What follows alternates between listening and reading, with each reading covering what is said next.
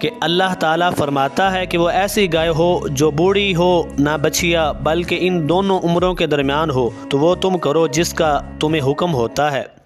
وہ لوگ بولے آپ اپنے رب سے دعا کیجئے کہ وہ ہمیں بتائے کہ اس کا رنگ کیسا ہو۔ تو آپ نے فرمایا کہ اللہ فرماتا ہے کہ وہ ایک پیلی گائے ہو جس کی رنگت ایسی ہو کہ جو دیکھنے والوں کو خوش کر دے۔ وہ بولے کہ آپ اپنے رب سے دعا کیجئے کہ وہ ہمیں صاف صاف بیان کر دے کہ وہ کیسی گائے ہو، کیونکہ گایوں میں ہم کو شبہ پڑ گیا ہے، اور اللہ تعالیٰ چاہے تو ہم راہ پا جائیں گے۔ آپ نے فرمایا کہ وہ ایسی گائے ہو جس سے زمین جوتنے کی خدمت نہ لی جاتی ہو، اور نہ وہ کھیت میں پانی بھرتی ہو، بے عیب ہو، اس میں داغ بھی نہ ہو۔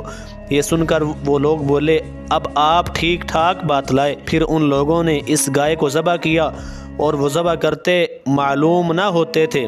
اور اے بنی اسرائیل، جب تم لوگوں نے ایک خون کیا